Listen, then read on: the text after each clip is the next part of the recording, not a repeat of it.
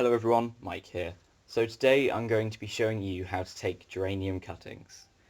Today I will be taking lemon scented geranium cuttings. However, this method will work for absolutely any geranium variety. So firstly, find out the variety of the geranium you are growing and write out a clear label, otherwise you won't know what the plant is once they root. I recommend using a terracotta pot for this type of cutting, as it allows the air to properly flow through the pot, which helps to increase the rate at which your cuttings root. You will also need a clean pair of scissors or other snips or a knife, and a dibber, as well as some good rooting powder. The rooting powder isn't essential, neither is the dibber, but I find these both help to make it a bit easier to root the cuttings. I recommend taking your cuttings in the early morning, as it won't be so hot and the cuttings will be less likely to dry out. So when picking a cutting, do not take cuttings like this that are older and have gone slightly woody. Instead, take new growth from this year.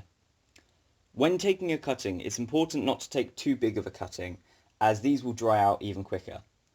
So for this video, I'm going to use this cutting here.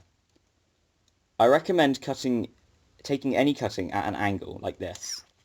This increases the surface area at the bottom of the plant and will make it much easier for the plant to survive and to root.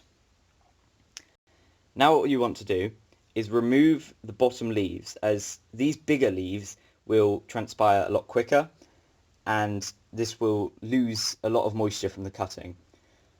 Also, any flower buds like this one here just forming, remove these, as these are water bearing and can cause the cutting to dry out. Another important point when taking cuttings from your plant, make sure that you don't take cuttings just from one area. It's better to spread out the cuttings along the whole plant. This will also help the plant to bush out so you can take more cuttings in a few months' time. Once you've taken about 3 or 4 suitable cuttings, here are mine, you want to make sure that you remove all but one larger leaf. This way the plant can still photosynthesize, so it doesn't lose any energy. So you want to take your dibber and make 3 or 4 holes in the pot.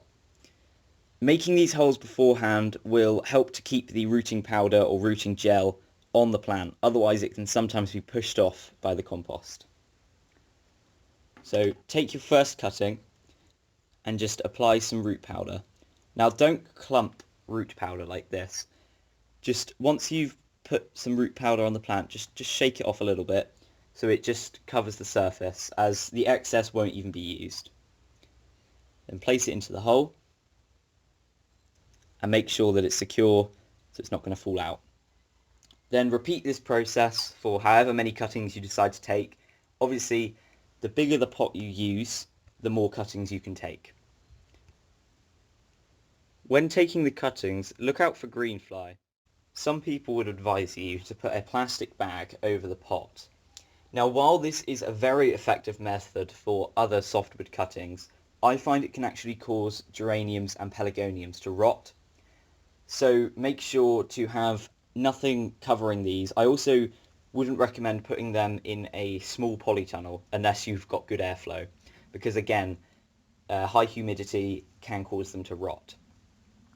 Also, when you're keeping these pots of cuttings, don't have the pots too close together, because again, they need good airflow to prevent rot.